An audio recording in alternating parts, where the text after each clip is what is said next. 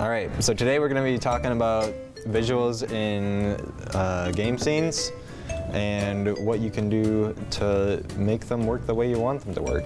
And I'm here too today because I'm the creative chair. That's your job. Design is what I do. Heck yes, because I don't know that much. All right, so we're going to be going over a few different points of the scene design, over the visual format, so whether or not it's like top-down, 2D, 3D, that kind of stuff. The art style, so like whether you want to do voxel art for your 3D game or hyper-realistic or, you know, pixel art, whatever it might be. And so the important thing that we're doing between these two types is that there's a difference, like the format. You can do different styles with each format. Like you could do pixel graphics in 3D if you wanted to. It'd look really weird, but you could do it.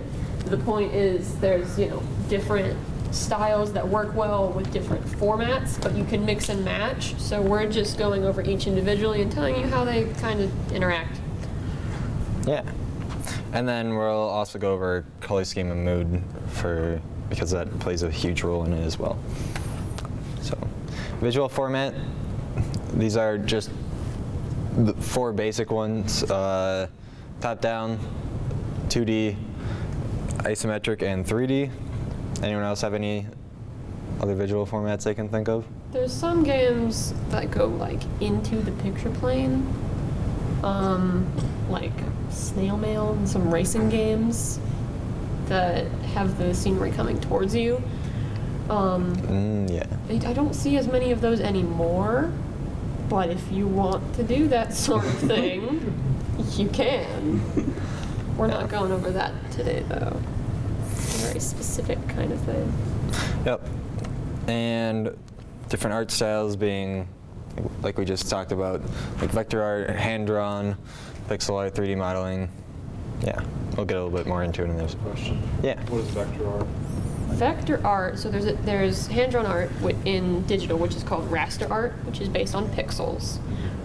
You draw it at a certain size, and then when you scale it up, it degrades. Oh, so it's like... Vector art is point and click. You make points and lines, and the computer sees that as simple lines of code rather than each point is a line of code. So it's generally less code intensive. They're smaller files, vector. And also, you can infinitely scale it, and it won't degrade in the program. How does that differ from 3D modeling? Okay, so vector art is 2D. Oh. 3D modeling is 3D. All right. And we'll be having a workshop on vector art in Adobe Illustrator later. I think that's next week? 2 weeks. 2 weeks? Yeah. And not this weekend, 1 or 2 weeks after that. Yeah. All right, so top-down, there's a lot of games that are top-down that are pixel art, and a lot of them kind of do this like square system where each spot you're in has its own square, so as you're going around in your game, you know exactly like where each person is based off these squares that you either are made apparent by a grid, or like Zelda, you can obviously tell they each have their own spot, but they are unique in their own. Games like this are really good for a modular art asset kind of way, because as you can see in like the Pokemon or the Zelda game, they just reuse assets again and again and again, and once you have them, you can just place them into this grid system easily, so you don't have to make as many assets. So when you're making like a ground, you can just make like a right corner tile and a left corner tile, and once you've made all your assets, you can just infinitely create a world like Pokemon does, to have a less art asset intensive game. Generally still while looking nice, and I'm sure you all probably played Pokemon games. Lots of the houses are the same. They've got like 3 different houses, and they just mix and match them.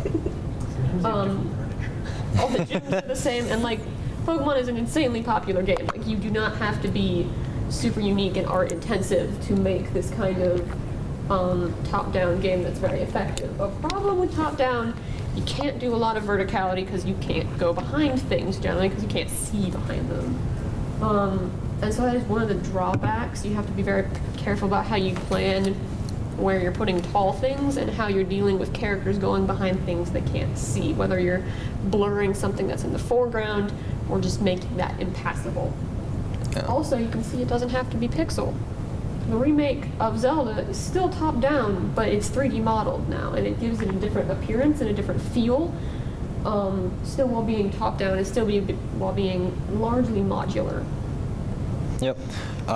One thing to note with this, or another thing to be careful of, is if you're doing, I have a specific example in mind, but if you're doing a strategy game where, for example, you want to lob objects and you want to be able to see this trajectory like that goes up and above, it really is hard to show in a like top-down view because you don't have any 3D perspective on it, and it's hard to show a lobbing if, say, you had 3 people lobbing different directions. It's hard to see which one's going where without getting really cluttered and without just drawing a line through somebody else that they aren't actually going to hit. It can be done, Yes. but there's more effective ways to do it in a top-down that isn't as confusing. So, I'm just saying, there's some things that are very harder to show for a top-down that are worth considering when you're choosing your art style. So like RPGs, like these games are ideal for this kind of game. Games like shooters, maybe not as great for this kind of game. With some exceptions, like Enter the Gungeon. Yes. Generally, there are exceptions. Thematically, Enter the Gungeon is fantastic. Besides that, though, another thing I wanted to point out about choosing top-down art style is you have a lot of precision when you do top-down art styles because the player knows exactly where they are, and if you pair it with precise mechanics, very like responsive mechanics, then when the player like moves, it doesn't feel like, oh shoot, that's not exactly what I meant to do. It feels everything you do feels like you meant it to happen that way, and if you mess up, it feels like it's your fault, which is good. Usually you don't want the player to be mad at the game developer. You want them to be mad at themselves for dying. Oh yeah, but it shouldn't feel like the game screwed them over all the time. Usually. And I think Enter the Gungeon and Binding of Isaac are good examples of that. And obviously you can see how Enter the Gungeon solves the problem with fight. They just chop everything off. It's kind of a plan view almost. Obviously the pillars go up to some invisible ceiling, but they effectively put pillars in there and you can still move around them by just cutting them off. And that's okay for a top-down. Not okay for other kinds of games, but okay for them. Yeah. Wrong button. So isometric is another similar view. It's really like looking diagonal. Isometric is kind of like a top-down at a 45-degree angle. And so it is a bit. Isometric works more into perspective views, specifically into a 2-point perspective where lines are going in opposite angles. However, unlike perspective where things disappear into the distance, isometric lines are always parallel. And so you'll essentially be able to have the effect of a top-down game because nothing will ever disappear into the distance. Everything will continue the same way forever, which makes it very effective for video games like this. Yeah. You mentioned that it was very similar to top-down, but I try playing Enter the Gungeon when you're stuck sideways. It's not going to go very well. I'm going to tell you that right now. Even if you're moving up and down, it'll feel weird moving, like, if your up is actually diagonal. But It normally doesn't go well when I play Enter the Gungeon, so. it doesn't matter for Andrew. So again, Enter the Gungeon's isometric hard. is for modular terrain building, and what's cool Yep. about isometric is that it gives you a bit more dynamism to your scenes. You can always see two of the back walls, so if you want a little more environment to your scenes, rather than just being only a back wall, you can see two walls in this version. So it's good for puzzle games, like on the bottom right, and for RPGs. But one thing you have to be careful about is if you want to do multiple floors, which it can do very effectively, again, kind of unlike a top-down, it lets you see some of the sides of things. You have to be careful about going underneath things. Like you can see that overhang there, you have to either make it disappear or make that area inaccessible. Yeah, and there's also some puzzle games out there that kind of use isometric view to, as part of their puzzle, they'll like have it so that you can change the way you're looking, and all of a sudden, you know, you were at the ground level, but you change the view and now you can walk at a way higher level because of the illusion. Isometric works very well Yes. for optical illusions, Yeah. like in the bottom example. So, another use of isometric view. One thing to be careful of with this is, once again, the objects in the foreground are going to overlap the objects in the background, just like top down, so it kind of limits what you can do with that, and it's something to keep in mind when you're choosing to do isometric.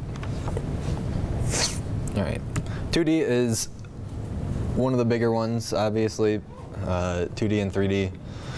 2D is a great one to do like very mechanically intensive platformers in, and it also is very good for adventure games because you can kind of railroad it without making it seem like the railroad is expected in a 2D game, whereas a 3D game, if you railroad the player, it might feel kind of forced, and they're like, well, why is this not more open? There is, in 2D, as opposed to top-down, there is some element of a lack of freedom of movement, since they're only moving side to side generally, or up to down if you can jump. Whereas in a top-down, you can move in all directions for things like combat.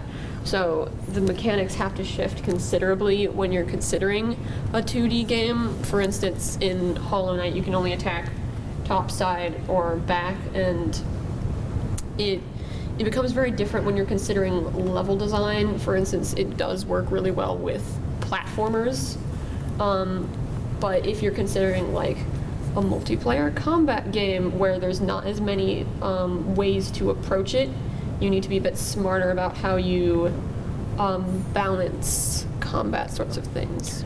And in general, from what I see from 2D games, is usually they are level designed, each thing's planned out, and there aren't much for procedurally generated 2D games, but there are some out there, like Spelunky is a great example. Another thing that's kind of in the middle would be Terraria, is procedurally generated, but they set a lot of rules on what is generated where. So don't let that limit you when you're making your game. From an art and kind of storytelling standpoint for 2D games often tend to be very flat, since they are just the picture plane and you're moving side to side. It is hard to create a sense of depth and immersion in these kinds of games. For instance, Mario has this kind of deep background, but the foreground is very much separated from the rest of it, so it still feels like it's just a flat game, that you're only existing in this foreground because the foreground is meant to be very easy to see and the background is just kind of for looks. Whereas in a game like Hollow Knight, they take pains to make it look like you're in an enclosed space, and the background and the foreground are all part of the same area by using atmospheric perspective, which kind of blurs the background, and they pull elements of the background and the foreground and they kind of mesh them as you go around, so it makes it feel like a more complete space, which is something to think about when you're making a 2D, how immersive you want it to be, and whether you're focused more on the environment and the story and the feeling of the game, kind of like Hollow Knight is, or if you're focused more on the mechanics and of people just having fun enjoying the gameplay. Yeah. Adding on to that depth, like in a more physical sense, if you're trying to like go through a building per se, you're gonna have to design your levels that it in a very like without very much depth to them probably, because you can go through doors to go through the level, but once you go through a door, it will almost always feel like you're in an entirely new place, and not like you're in that same like floor on that same building necessarily. It kind of feels like you enter a different level per se. Think about, and this one's kind of they take that and use it to their advantage, but Mario, like all the Boo's mansions and whatnot, there's doors everywhere. Like when you go in one of those doors, it never feels like you're just going through the door and walking out the other side. It feels like you're just kind of teleporting to a new room, which is okay, but you just have to realize that and make sure that fits well with your game.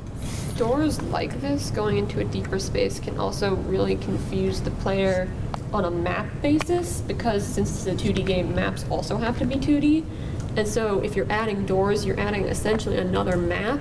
So if you end up connecting these doors, you need to make it apparent either there's levels here or they don't connect, and you need to make sure you don't confuse the player as to where they are, or if that's the point, like in a Boo's mansion, that's fine. Yeah.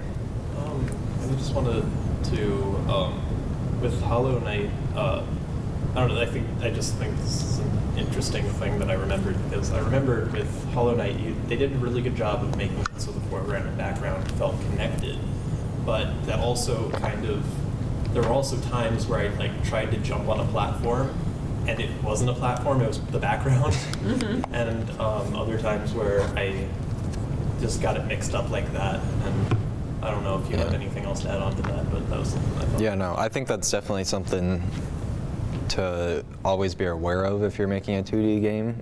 It's a risk. It's a risk, and like Hollow Knight in general is fantastic for that kind of stuff. So if you're saying that about Hollow Knight, there's all kinds of other games out there where it's way less obvious, and you go to land on something and you just fall through it. It's like, well, crap. One thing that we'll see later too is that Hollow Knight makes good use of its foreground. It sometimes puts things in front of your view, which makes the space even more immersive. Yeah. So for 3D, you have a lot more options when you're doing it, but in general, 3D is a lot better if you want the player to feel either more real or more open. Immersive. And more immersive, because it's more similar to the real world, and also whether you want it or not, you add another layer of complexity to your game just by adding a third dimension. It's very easy to control a 2D game. A 3D game, you find way more procedurally generated 3D games.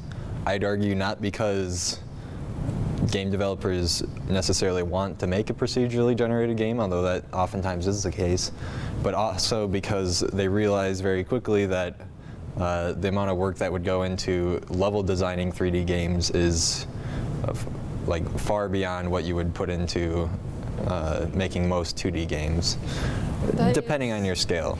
That is why generally a lot of 3D games aren't completely open world, because a completely open world game generally isn't procedurally generated. They have to sculpt every little thing in the game, and that's the trouble from going from a 2D game where there's only 2 dimensions you have to worry about to a 3D game where you have to consider every wall and every surface, and you have to make sure they're all textured and they're all sculpted, because everyone knows when you go into Minecraft and you forgot to download the new texture pack and the water just has text over it because you didn't have the right texture for it.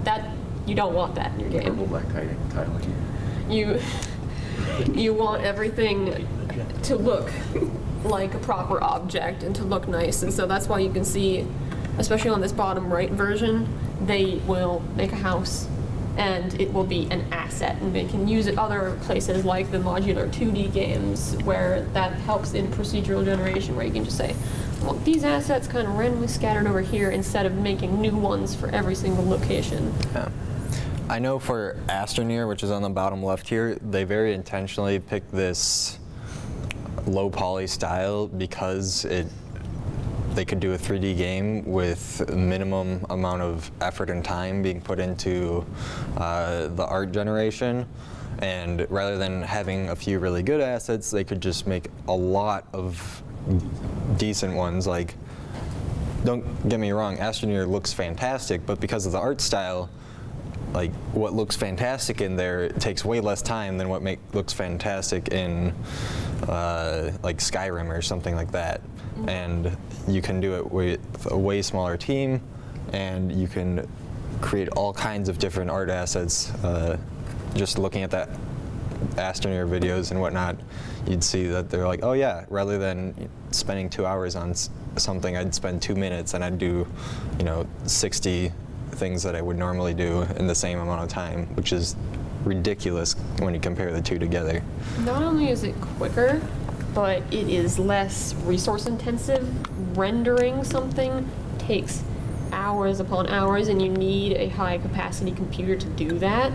If you don't have, a mega processor to render all of your stuff before, you die, a nicer, simpler art style would be easier for your computer to render and then thus easier to boot up for people to play. And then voxel art is another less intensive one, similar to your low poly, that is very easy to make art in. It's like Pixel for 3D. Yeah. So, fun stuff. Trove existed. That is actually Cube World. See Trove? It came before. Trove does exist though. That's what I said too. I was like, Trove. No, What's the Trove? came before. They do look very similar. Yep, You played YouTube, bro? I It's out have. again. I don't like it. It's back.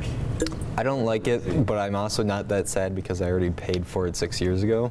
I'm waiting for them to release it on Mac. I'm just hoping he fixes what he messed up because I want to play the 6 years ago version now.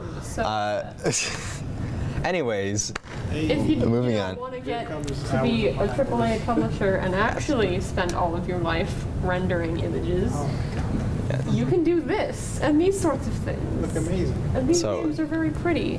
this is where AAA game developers really set themselves apart with 3D games, because they can do this kind of stuff that They pay people. even if all of us here worked together for a year, I bet you we couldn't make a world like Breath of the Wild. No, 3 members of the Overwatch roster. Yes. Made in one map. I think we could do better than that if we all spent a year on it, but One map in a year? I don't think so. College though. No. Maybe. ignoring college. Okay. And we can put some effort down. Assuming we all spend the same amount. This is the reason these games, which aren't procedurally generated like Breath of the Wild, is the reason why they delayed it twice and had to take so long to make these games. Because every single place in the game is original. All of the items are original. The houses, the buildings, everything is different. And you can look around and there are similar assets. There's fences, there's, burned down houses, there's treasure chests. But everything has been placed in its own unique position. Nothing was random. It all had to be done by hand. And that's why these things take so long to sculpt, to model, to texture, to place. Yeah, but it does have a lot of payoff. If anyone's played Breath of the Wild, like everywhere you go, there's something to explore, there's something new, and it feels like you're really truly exploring when you're playing the game, as opposed to like a 2D world. Like Terraria, sure, you're exploring, but you got 2 directions, maybe 3 if you count down, 4 if you count up.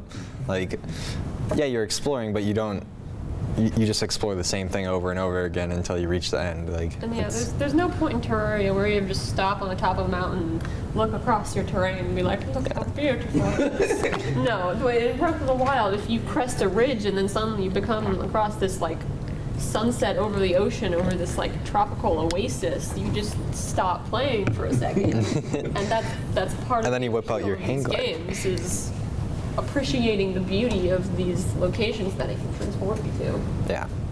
So, good luck if you plan to do this in college. Actually, But don't. plan to do this Yes. in college. Yes, but don't. Yeah. Anyone else have any comments on any of these art styles? Modeling, of course, is something you can get to know, and like texturing is a great thing to learn. Just don't try and make a 3D game on your own. Yeah. All right. So, color schemes and mood. A lot that goes into this. You can go a lot of different ways with it too. You find that depending on what kind of mood you're going for, you end up with very different games, and these moods can change depending on which level or which part of the game you're in too. For example, Hollow Knight, this is called Deep Nest. Deep Nest, and it's one of the deepest, darkest places in this, and there's literally bugs everywhere. Like even in a bug-themed game, the bugs start to scare you now. And The important thing, can I? yeah. Okay, so one really important thing to consider if you want to make a game with a lot of mood is you might want to do a little research on color theory, because color is very intrinsic to how we as people sense things, and we associate color a lot with emotions. So for instance, the calming blue, green, light pastel colors of this Islanders game versus the dark, hard to see environment of Deep Nest. And one of the things you should consider, of course, is lighting. Lighting is very, very important. There's a reason people don't like darkness. It's because there's mystery, there's unknown. We could get killed. There could be things that don't like us in the dark. And so a part of... Spoiler alert, there usually is if there's a game with dark. So part of what makes Deep Nest so scary is that they put things in the foreground to obscure your vision, so you can't see what you're doing. They put these atmospheric effects in it to seem like there's this ashy substance, this unknown substance floating through the air that it seems like decay or fire or ruin, these things that we associate with dread in our minds. And also, what's very creepy is in the foreground, sometimes they'll just shoot a bug across the screen that pretty much is a jump scare without actually doing anything. It's regularly timed, but it's a very effective way of keeping the player on edge in this dark place where they can't see, where things keep constantly shifting and popping out at them. Whereas you can also see in this bottom left, this is a puzzle game. Literally, there's no surprises ever. Nothing attacks you. There is no danger. And they still manage to evoke this sense of mystery and of the unknown and caution, even because it's in this really dark place that you can't see everything of. And so they can make parts of the puzzle make you feel like you're lost and trapped in this dimly lit dark place where things become difficult to define all around you. And so they can evoke this feeling within you, even in a game where you know nothing's going to happen. There's no consequences. Do you want to talk about Darkest Dungeon? Yeah, so Darkest Dungeon, the game in the bottom right, is a game, well, okay. It's a game. Let me start. The name is Darkest Dungeon. That's a picture of the game. What do you guys get out of that? What does it make you feel like? Scary. The red. It's scaly, scaly. Death. Death. There's Yeah. definitely death involved. I feel like it's an adventure game, just looking at it. I think the people you hire to go Adventure? to dungeons need help. 2D Diablo. 2D Diablo, which is a pretty gruesome game on its own. So, yes, I think you get the point. It's not quite the same as Islanders in the upper left. It's not meant to be relaxing. It's not meant to, go spend half an hour and then you're like, all right, that was good. Nice, blow off some steam. No, the goal of this game is to try to die as little as possible, because you're still gonna die, just die less. Like, get less people killed, and maybe the people that do survive can help you buy more people, and you hire enough people to offset the people that die. Like, that is the goal of the game, and I think they set the tone really well for it.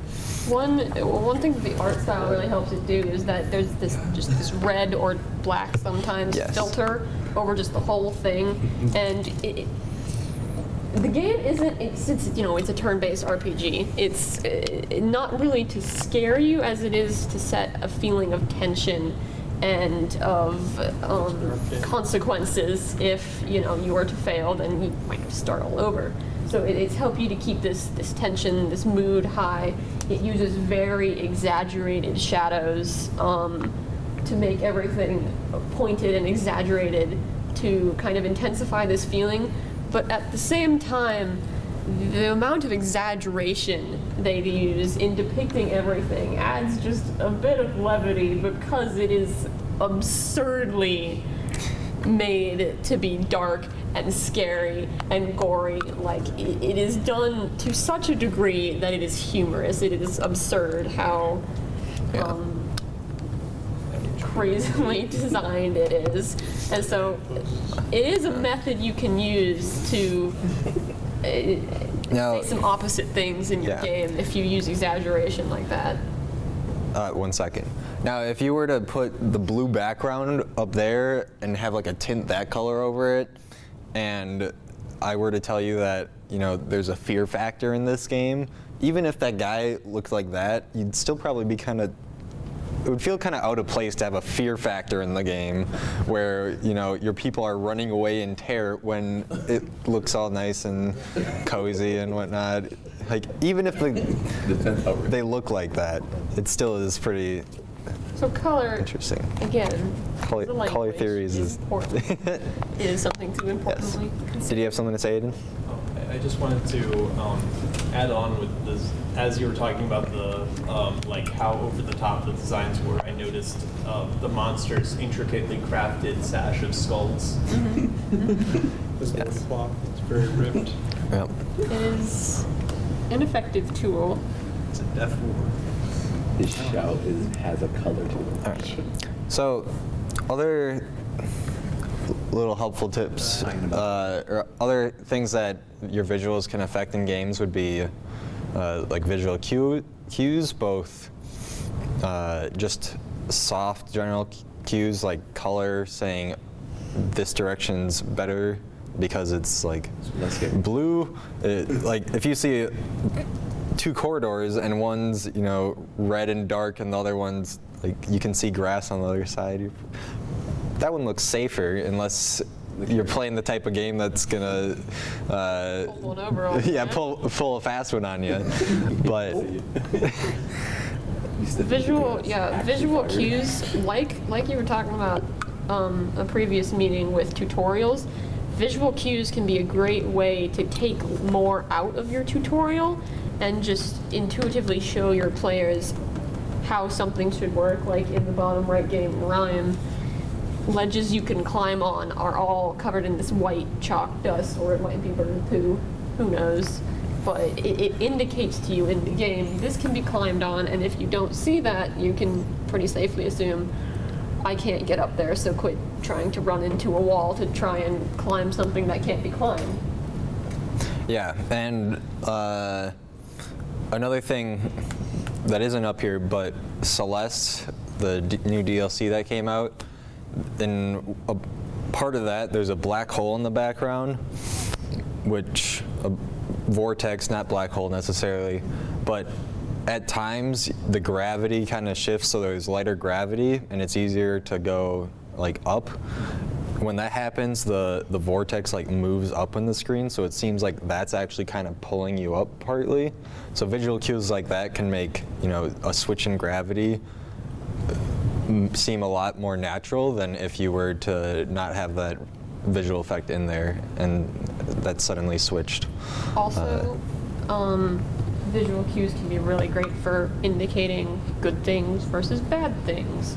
Like going back to Hollow Knight, all of the good, helpful things are light blue, and all of the evil things are this orange, and they're infected with this disease, which is associated with the color orange. So if you ever see light blue, you're like, oh, that won't hurt me, it's nice. But if you ever see light orange, you know to stay away with it or be prepared for a fight. Generally, you want to keep this consistent, even if you want to like pull one over on the player. Don't do it too often, or they will just get confused and fault your game for it, which is a genuine complaint because you set up one rule and then reversed it on them. It's something to be careful about. You trust it. Does anyone know? Does anyone know what the game in the top right is? Scary. I don't. My game will look very scary. Oh, it's sad. It's Banjo-Tooie, and yeah, it's a little scary. It is a boss. Oh, that's why. But can you guys, if you're flying as a bear with a backpack and a bird is flying you, you know, your pet bird, your pal bird flying you, obviously makes sense, I promise. If you're flying and you're shooting eggs, where should you shoot eggs at this boss? The patches. The Patches, yeah. Also, his name is Mr. Patches or something, if that helps. So you shoot the patches, and then holes appear like you can see on the side of his mouth when you shoot these patches. So it's very, the visual cues in these patches, even though it's a low quality graphic style, is very obvious that, you know, you shoot the patches, maybe something will happen. Like, that seems like a good first bet when you're trying to fight this boss. And color, even if you're not doing like any textures or anything, is a great way in a, you know, simple first kind of game to denote different sorts of items, different things. Instead of using texture, you can use consistent color schemes, and you could even label them if you wanted them to, or you could have the player learn through encountering different colored things. It's a great way to save time on early games. Yep. And bottom left is Left 4 Dead. The entire game, it's a co-op game. You work with your team of humans fighting off hordes of zombies as you're trying to get from point A to point B, where point A and point B are both safe houses, and they're like the only safe place you can be in the entire game. Otherwise, there's always zombies that are coming at you, and if you're in one of these safe houses, it's locked by these safe house doors, and they're these red iconic doors, and as soon as you see one, like in the distance, you immediately recognize it, and you're like, that's where we need to go. We need to find our way over there. There's like a sound in my head, like glued to these doors, because it is like, it's there every single game, and it's stuck in every single level, I guess, that you're trying to get through in order to reach the end. So another good use of a visual cue. So, spoiler alert for The Witness, which is a fantastic puzzle game. In the upper left here, they use you can tell that they actually use their visuals and their real world as their puzzles. Normally in these puzzles, they give you a nice little box, and you just click and drag, starting at a little circle, and you drag it along until you reach the end. But in this one, you can tell there's a little circle in the river there, and you can actually click on it and drag it up the river. And holy crap, does that add a whole new layer when you realize that in the game. So the puzzle game, the world itself is a puzzle for you to solve, and they teach you this through the very simple tutorial-like mechanics of the game. But if you're perceptive enough walking around, you will see these things that are very similar to things you've seen before, and you're like, what if I just click it? Stuff happens because they're using their visual cues to make very similar objects, but embedding them in their environment. They also use color cues visually to denote the different areas in their game. It's pretty easy to see where those areas are. There's an orange forest over there, which is an area. There's a white swamp, an area, a castle, a forest, a different colored forest.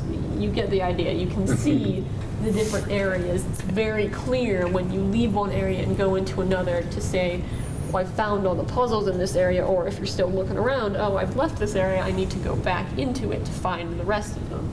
So it can, if you don't do it right, it can look a little slapdash together if you are that clear about indicating your locations. But integrated nicely, it can be a very effective way to let your player know the bounding boxes of each area without actually placing invisible walls.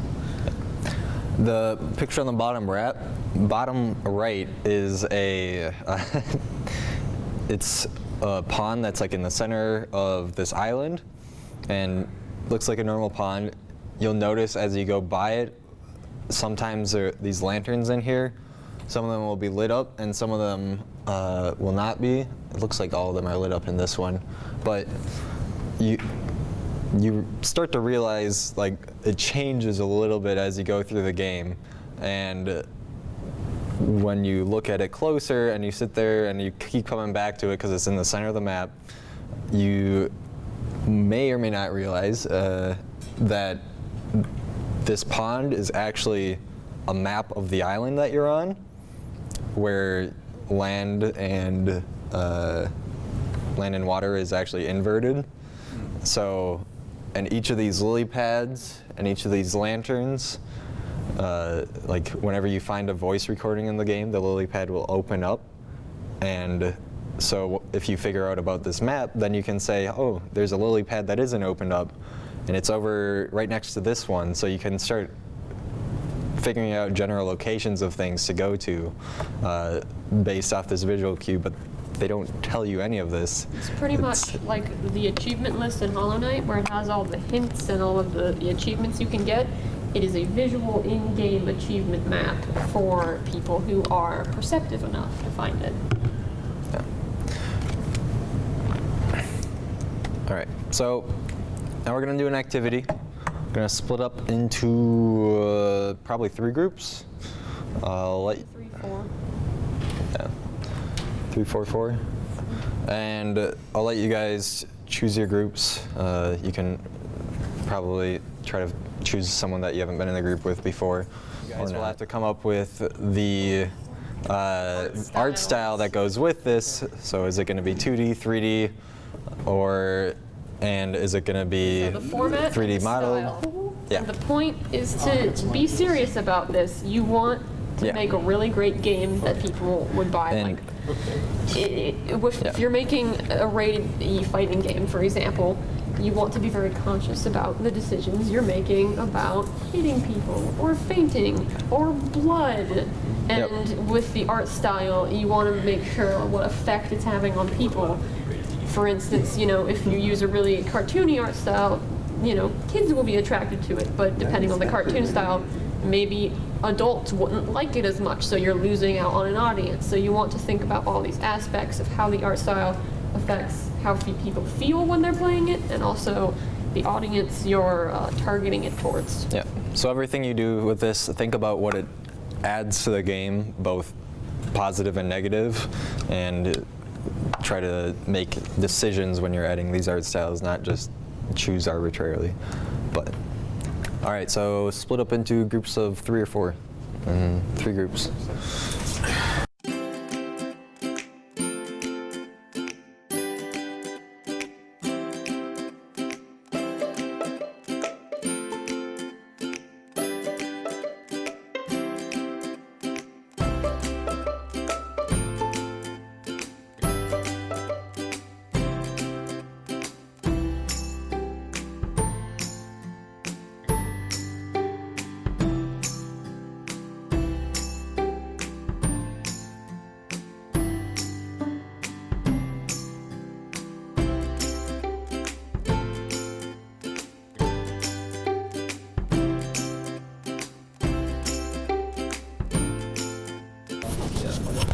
Okay, so we decided to go. Oh yeah, I'm William. I'm G. And we decided to go with the spooky roguelike. So pretty much we decided that it was going to be relatively 3D. Oh, like possibly like the short review or like third person, so you can kind of see a little bit of behind, you know. So maybe like enemies kind of like, you know, approach you can kind of see what's going on, and where to go? Yeah. So we're going with like relatively low poly, like PlayStation 1 graphics. And for the main color scheme, it's mostly going to be dark, relatively dark, other than the fact that some of the enemies produce light, and the character also produces light.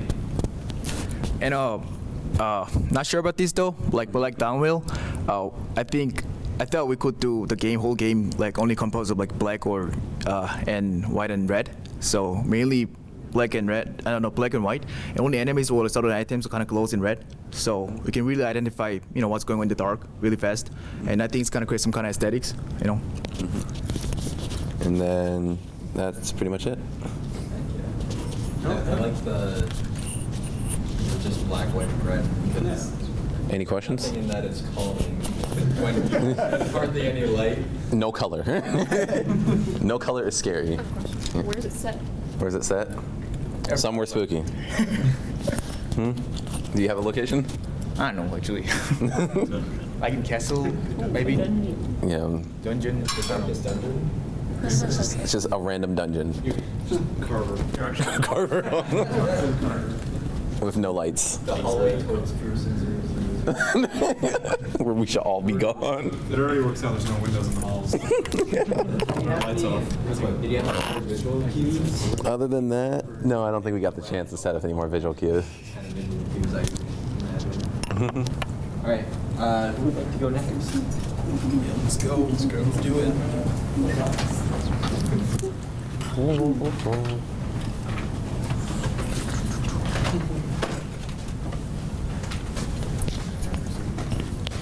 Okay. Oh. Sure. All right. Do we want to all introduce ourselves because they did? Sure. Yeah. If only. Howdy. My name's Cannon. I'm Anders. I don't think it's on. Yeah, I don't think so either. No, it's for the video recording. Oh, okay. That's hello YouTube. My name's Aiden. Sasha. Okay, and so we went with the rated E fighter, and we decided that it would be a 2D fighter with 3D models that were shaded to kind of look like they were 2D. Like Borderlands-esque kind of thing. Yeah. There would be a lot of bright colors, and it would have kind of a lighthearted tone, although there would be dismantling of body parts in a kind of macabre. I'm realizing now that it's getting close to Mortal Kombat, but like, But they're all stuffed animals. they're all stuffed animals. No, they're all stuffed animals. All, and whenever someone's like decapitated, the head is very visibly still alive and just mildly inconvenienced. Yeah, it's fine. The gore is just white fluff. Yeah. That's A lot of like, Yeah. and they punch each other with sound effects, like pull the string, I love you type stuff. I don't know, stuff like that. But yeah, so Sweet. dope. That's what we got so far. We have on the sheet. In terms of inspiration, I also thought of the episode of Adventure Time where Finn goes into the pillow world. So look that up if you want to see something strange. since you asked the last group, this is probably going to take place in like there could probably be multiple stages, like a bedroom, Yeah. like on a pillow, Yeah. or like on the ceiling. Yeah. On the ceiling fan. There we go. Oh my god. And if you and you knock somebody off and they get like decapitated from the rotating fan blade. Oh, the arena kills, man. So it's like a childhood version of Happy Tree Friends where you're just trying to be as creative as killing people as possible. Yeah. I mean, Yeah, but funny. yeah, I suppose. Don't look that one up. Don't look up Happy But Tree. you could also have you mentioned Mortal Kombat. You could also have the fatalities. Yes. Except for it's all stuffed animals. Yeah. I'm imagining you said you pulled a string like I love you, like they pulled a string, and then just their entire body gets ripped open from like the force of the pulling. Yeah, like that, but it's all fluff. So just they turn into this just white ball of cotton. You had a character named Teddy, right? And he would bear hug you, and then your head would pop off, something like that. Yeah. You need to say it. Yes. Or they. Yeah. We're done. Nope. Took this idea in too far in the format. So It was fun though. That's all that mattered. I can only trust you guys to make a ready game for 5 minutes. All right. You guys want to share it? Lighthearted tone. They're just Teddy. Lots of stitching. The characters. Key and Peele played into this. I guess we'll carry on the tradition of the name thing. I'm Thad. I'm Levi. I'm Brady. I'm Jack. This has nothing to do with this. I told someone I'd challenge them to Pokemon Showdown, and I was busy yesterday, so yeah.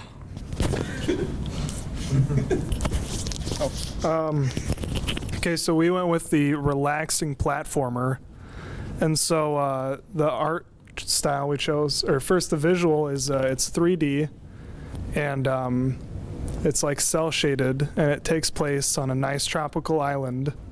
And do you want to tell them about the sound cues? The sound cues. Or the visual cues, whatever. Okay, so we didn't get like super far into talking about this, but like there were gonna be nice colors and stuff because it's relaxing. It'd be colorful, but like places on the island would be more colorful if there were like more interesting places for you to go explore, and like if there was a collectible or something as per the standard, it would be shiny and like a 3D platformer. So I don't know.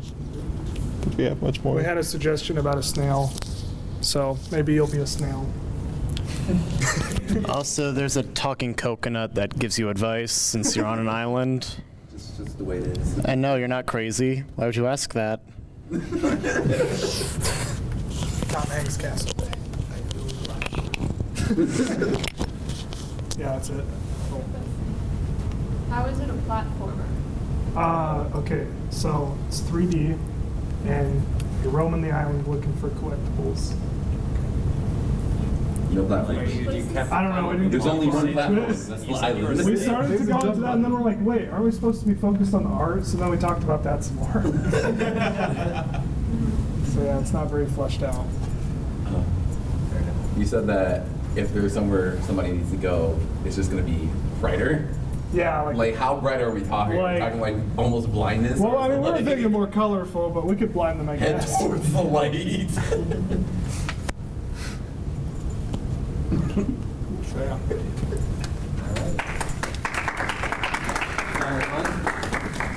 A lot of awesome ideas. I like the creativity between all of them. And I think an island setting is a good one for relax, or a tropical setting is a good relaxing tone just on its own.